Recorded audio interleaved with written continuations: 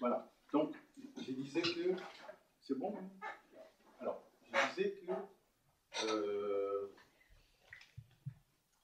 nous sommes en train de développer depuis un certain nombre d'années des recherches sur l'essence de comprendre le Congo.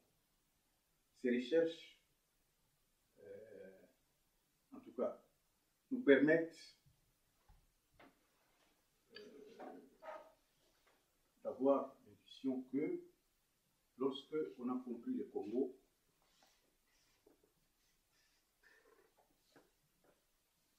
donc on a compris l'Afrique. Mais lorsqu'on a compris l'Afrique, on a compris sa diaspora.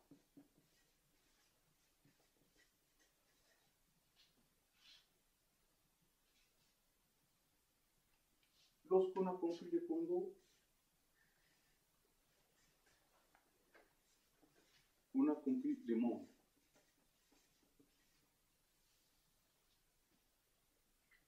Et pour parler du monde, je pense que je peux même utiliser un autre terme, l'univers. Donc, on va y aller lentement, lentement. Voilà les conséquences immédiates et durables que donnent les études sur les Congo. Vous comprendrez, vous vous posez déjà la question pourquoi j'écris Congo comme ça. Alors, beaucoup de gens pensent que c'est par fantaisie.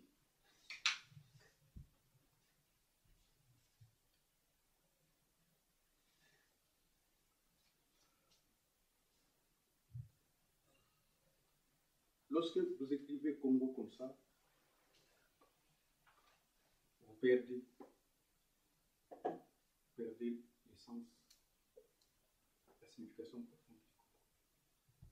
Et ça s'applique aussi pour d'autres noms africains.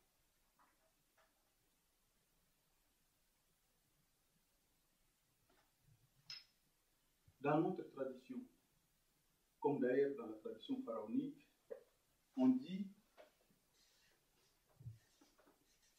que les noms est la racine de l'être.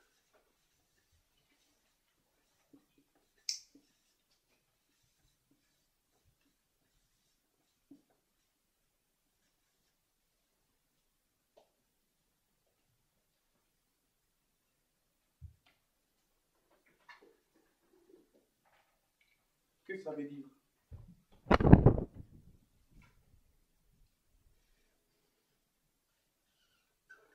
Les noms ne rappellent seulement pas votre culture, mais les noms, c'est la culture.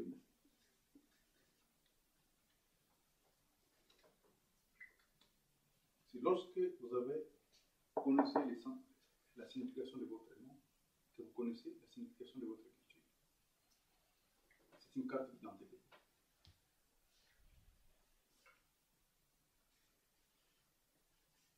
Mais les noms vous ramènent aussi à votre histoire.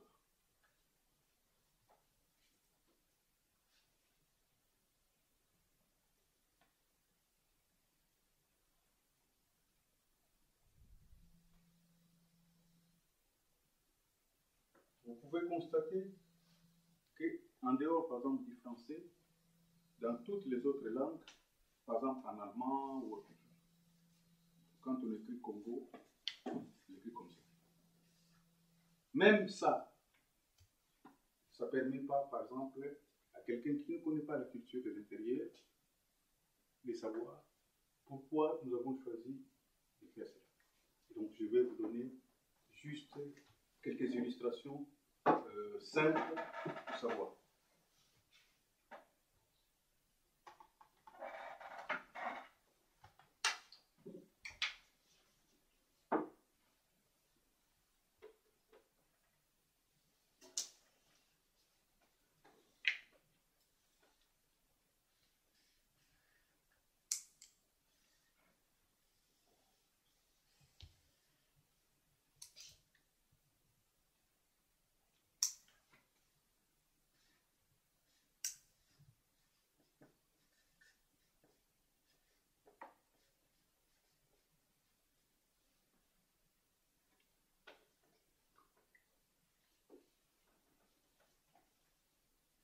Donc, lorsque je dis que le nom, c'est la racine des lettres, ça ramène à cette question d'identité.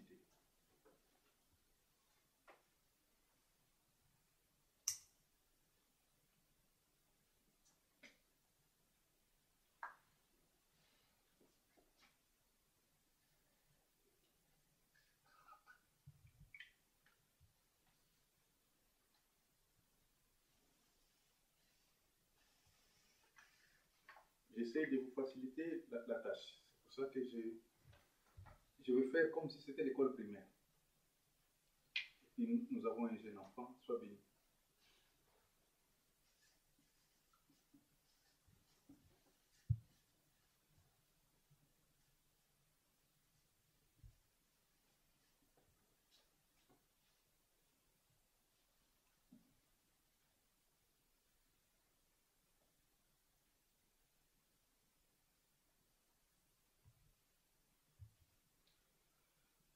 Il y a une dizaine d'années, 10-12 ans, je faisais le consultant dans une émission qu'on appelle de l'île Omiango à fréquence particulière. Cette émission s'appelait Ngamborangam, c'est-à-dire les dérives, les dérives du Congo. Et nous avons reçu plus ou moins 17 autorités en 2 ans d'émission. Et on a posé la question, qu'est-ce que le Congo? À chaque fois qu'on entrait, qu'il y a eu un invité, on posait la question, qu'est-ce que le Congo? Sur les 17 donc, personnalités,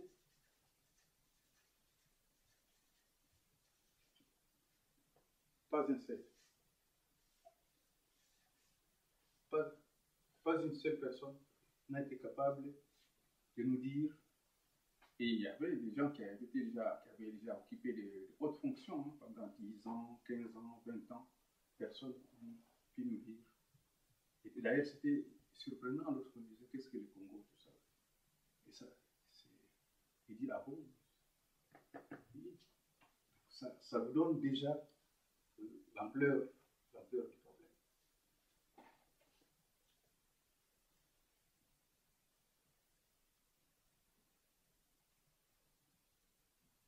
Les termes Congo, un nom africain, quoi. Oui, qui n'a pas besoin de la Renaissance africaine. Donc, il ne dira pas que la vocation, nous faisons des recherches pour que l'Afrique redevienne l'Afrique. D'accord? Alors, donc, nous revenons à nos moutons. D'après vous, sur le principe de tout à l'heure, Moutou c'est composé de. C'est comment? Qu'est-ce que ça veut dire Moutou? Mou, c'est le tout. Mou qui est le singulier. Oui. Et de la tête. La tête, ouais. Donc, Mou et tout. Alors, donc, en fait, même en égyptien ancien, c'est la même chose. Mais les mots ici, on va prendre quelle exception? Égal 1 ou égal. Vous venez de les faire, 3. C'est sorti de vos propres poches. 1 égale 3. 1 égale. Tout à l'heure, on n'a pas parlé de Trinité. Lorsqu'on parlait de Dieu. 1 égale. à tout, quoi. Oui, mais 1 est d'abord égal.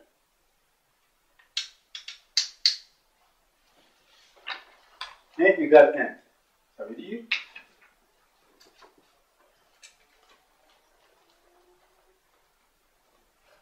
Unité. Unique. Non. Ouais.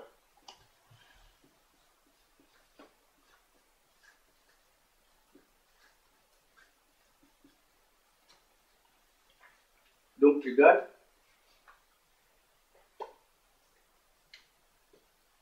Dieu. Lui, il a la réponse. Le tout. C'est le tout. Alors, tu me dis.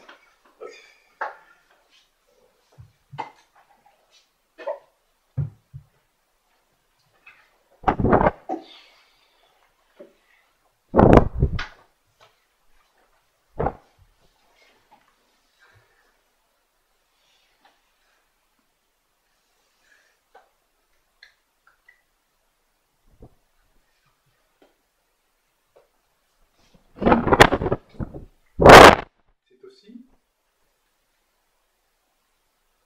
qui peut imaginer une autre signification du mot. Qualificatif, distinctif. Nous,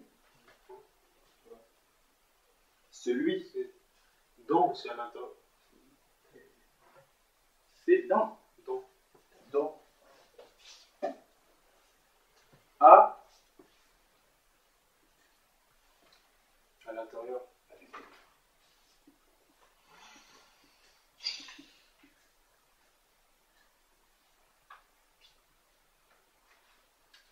Deux termes qui se rapprochent peuvent être utilisés aussi. Où nous sommes? Ici, dans Une maison. oui. Admettons qu'on voulait utiliser notre symbolisme. Con. Science. Oui. Alors, maintenant, si tu prends la conscience, tu la mets dans quelque chose.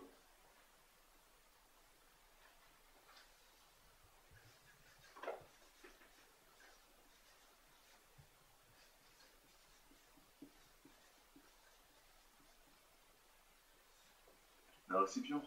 Un réceptacle. Voilà, c'est un spectacle. C'est pour ça que tout à l'heure, je parlais d'enveloppe.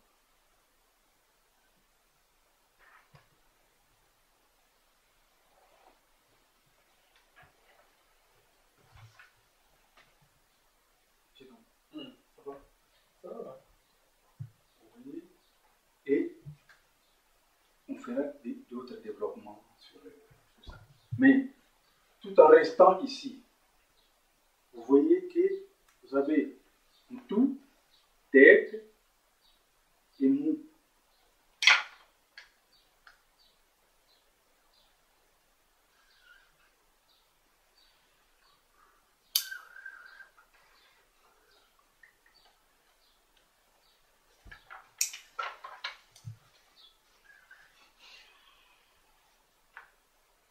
Bon, donc si vous êtes intéressé, j'ai déjà préparé beaucoup d'ouvrages. J'ai voulu faire des ouvrages universitaires, mais je vois que les gens sont trop, soit n'ont pas beaucoup de temps, soit ont une grande paresse de lire. C'est pour ça que vous verrez que j'aurai que des ouvrages entre 80 et 100, vraiment, quand c'est trop grand, 120 pages, pour que les gens se promènent un peu avec. Vous voyez, par exemple, ça, je vais le faire comme ça, pour que les gens puissent comprendre. Vous savez qu'il y a 28 articles dans lesquels il faut avoir ces livres-là. Parce que ça vous aide aussi à comprendre un certain nombre de choses. Il y a des articles que les gens ont préparés il y a déjà en 1885. Et je vous laisse vous-même prendre conscience du contenu. La charte de l'impérialisme. Oui. J'ai lu une partie de la charte. Et je n'ai pas vu en entier le livre.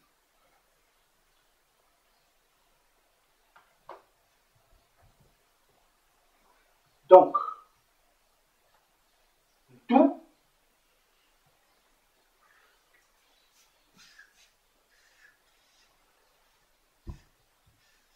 d'après vous, qu'est-ce qu'elle a fait? Puisqu'on a vu que dans, hein, donc unité, et dans, contenant, de quoi?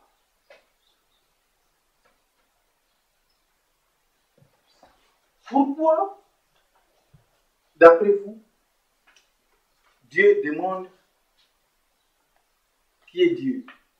Il y a une autre fonction de Dieu que nous n'avons pas donnée, que nous devons maintenant donner ensemble. après tout ce que nous voulons dire. Encore accompli. Dieu, quand il a fini son existence, qu'est-ce qu'il a fait? Il a créé Il a créé quoi? Et après? l'univers. Non, l'univers, le monde, ouais. Oui, c'est la même chose. Après, la création, la nature, les animaux, tout ça. Oui, il a fait. Les minéraux, je sais pas. Oui. Et après? Bon, c'est vrai. Qu'est-ce que Dieu devient? Selon la Bible, voilà. Selon la Bible. On dit il se repose. Bon, donc, oui. Alors, ça c'est un détail. Ce que je voudrais seulement vous dire que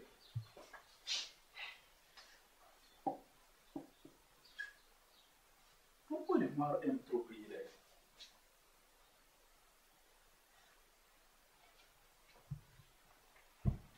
C'est bizarre. C'est bizarre. J'aime trop prier. Pourquoi? Ils veulent des miracles. Parce qu'ils Oui, ont conscience. ça c'est les miracles, c'est parce qu'ils n'ont pas trouvé de réponse à leur difficulté. C'est ça l'accident dans lequel nous nous trouvons aujourd'hui. C'est parce qu'ils sont incapables, hein, la culture qu'ils ont maintenant ne leur permet pas de trouver des solutions convenables, mais durables. Alors, lui, il est qui? La tête. Nous sommes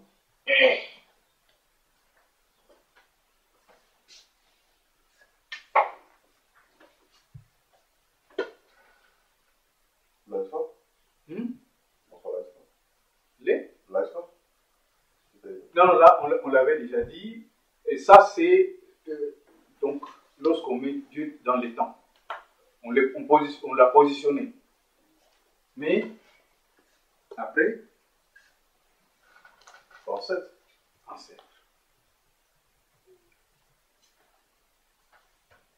Qu'est-ce que je vous disais lorsqu'on bénit? Qui se rappelle encore la chose la plus importante que je vous ai dit tantôt? Le premier ancêtre. Non, il y a une chose que je vous ai dit tantôt.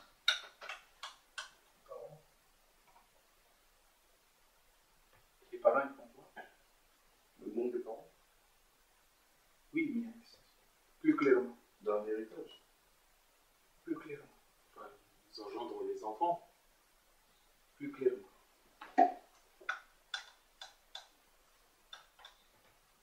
Ils éduquent. Oui. Et après, Ils transmettent. qu'est-ce que vous attendez de vos enfants? Qu'ils poursuivent, qu'ils perpétuent le travail qu'on a commencé. Oui. Et s'ils ne le font pas? Parce qu'on aura quelque part échoué aussi. Alors, qu'est-ce que vous leur demandez à vos enfants pour perpétuer? La réussite. Oui, alors interne, plus ça. La discipline. Commencez à vous approcher.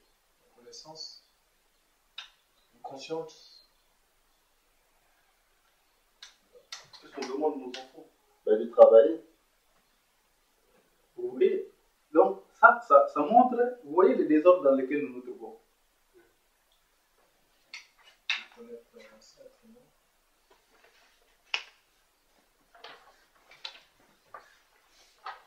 Honneur. Honorer.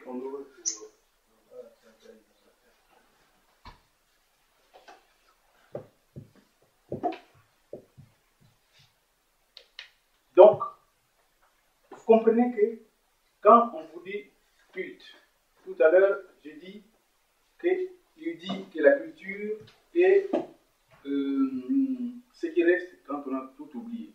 C'est faux.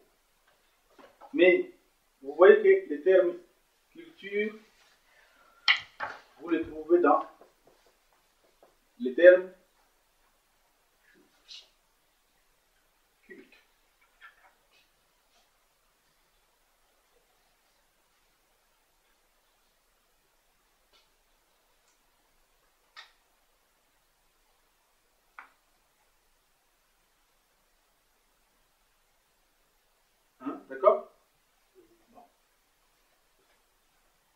Un culte,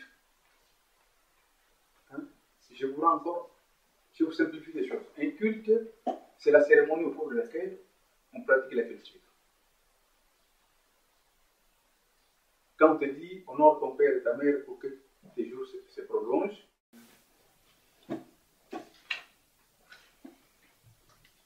voilà à peu près, hein, pour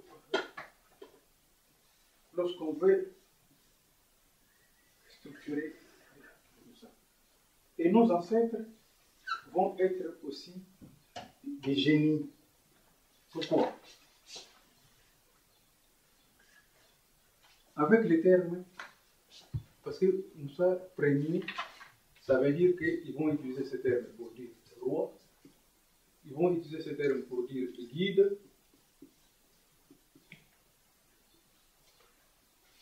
et ils peuvent utiliser ce terme aussi pour dire la boussole, ainsi de suite. Le feu et tout. Hein? Le feu et tout. Oui. Alors, vous voyez, en termes de sciences, donc lorsque vous avez la culture africaine, vous la connaissez, vous êtes biologiste, mathématicien, physicien, tout ça. Et dans l'Égypte ancienne, pour être considéré comme intellectuel, il fallait maîtriser 12 domaines scientifiques. Et ces 12 domaines scientifiques, c'était vous dans la tête. Prenons ce qu'on vient de faire aujourd'hui. C'est quoi? Quels sont les domaines que nous avons touchés aujourd'hui? Sur la théologie. La théologie. Pourquoi?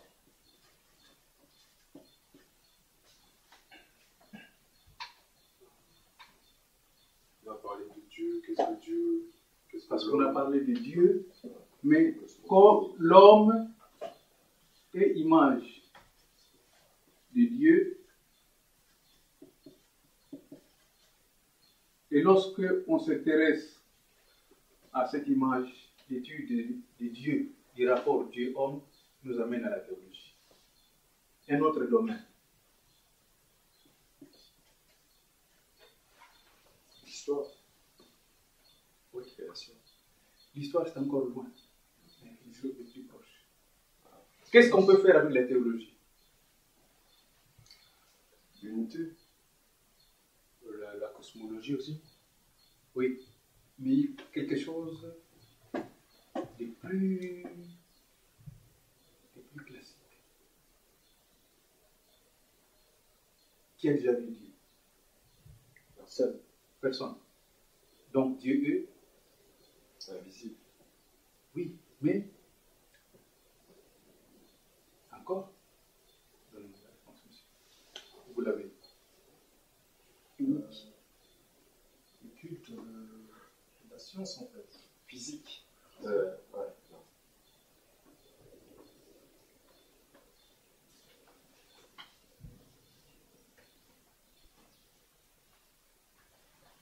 Éternel. Le temps. Donc, rapprochez-vous. Esprit. Esprit.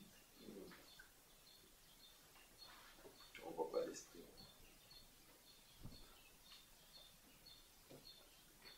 Alors, j'ai parlé de trois choses. L'esprit nous réunit, unit l'homme à Dieu. Mais il y a quelque chose qui unit les hommes entre eux. L'âme. L'âme.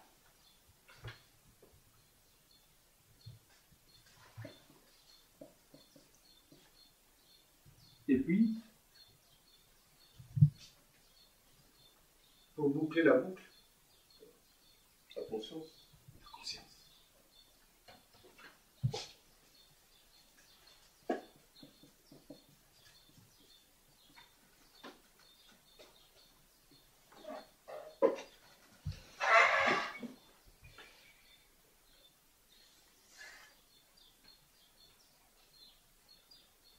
Donc, qu'est-ce que j'avais commencé à écrire ici, d'après vous? L'amour. C'est. Hmm? Ah. Non. Ah, Un domaine de des sciences sociales.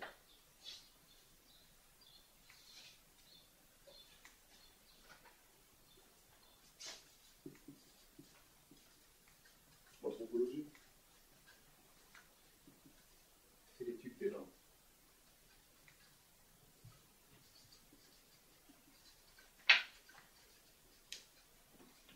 L'étude de la pensée, c'est-à-dire la façon dont l'homme s'interroge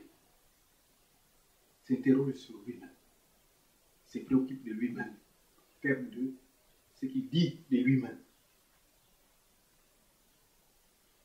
de la sagesse.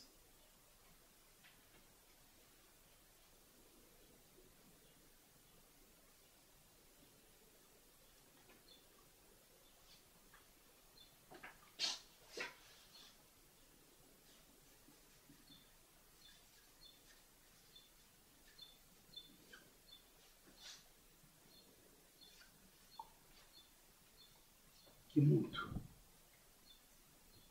Et donc, l'anthropologie et la philosophie ont en fait, c'est un seul domaine pour nos ancêtres. C'est ce qui montre. Alors, finalement, Déclaration universelle des droits de l'homme. Comment ceux qui respectent les droits de l'homme se qualifient eux-mêmes? Ils sont quoi?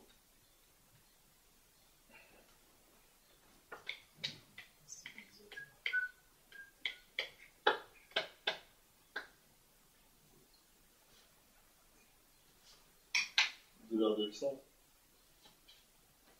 Allez, les formations. Allez, dis-moi. J'avais dit ce nom-là il n'y a pas longtemps. Toi aussi tu l'avais dit.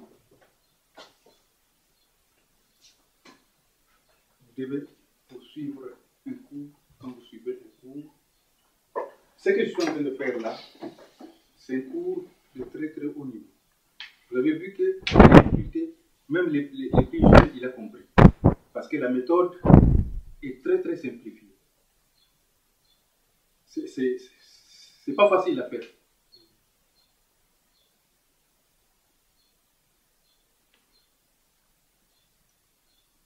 Les philosophes.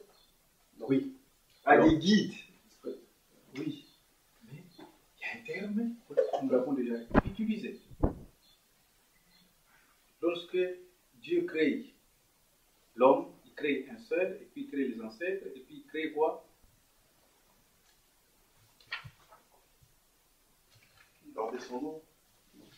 Oui. Mais il y a trois formes. Les descendants de l'homme se représentent dans trois formes. Sur le plan d'un point de vue sociologique. Les ancêtres. La famille, la nation. Et voilà, je nomme. Alors, or, celui qui respecte l'humanité est L'humanisme. voilà, humanisme comme philosophie, humaniste comme personne respectant. Vous voyez que tout ça maintenant, on peut faire toute une série de cours sur la parole, toute une série de cours sur la pensée, toute une série. Et vous voyez, on va étudier Louis, pas sur le plan de la biologie, mais sur le plan de l'anthropologie et de la philosophie. Faire des cours dans toutes ces choses-là. Pour dire que lorsque on maîtrise la culture africaine, on est biologiste, on est mathématicien, parce qu'après on va entrer sur le problème mathématique. Avec la tête, on entre dans le problème mathématique, avec Dieu, tout ça. Vous mettez donc Dieu plus homme, ça vous donne des problèmes immenses. C'est un champ immense. Voilà, après tout ce que je peux vous dire pour aujourd'hui, mais sinon, il y a d'autres problématiques sur lesquelles on pourra s'intéresser. Par exemple, les déclins. L'Afrique était On dit avant c'était quelque chose. Pourquoi? C'est même l'Afrique qui fait de la tristesse. Je pense que si on peut faire les liens, j'ai 2 ou 3 images à vous montrer qui vous donnera quand même une indication sur ce que fut l'Afrique précoloniale, puis ce qu'elle est devenue aujourd'hui.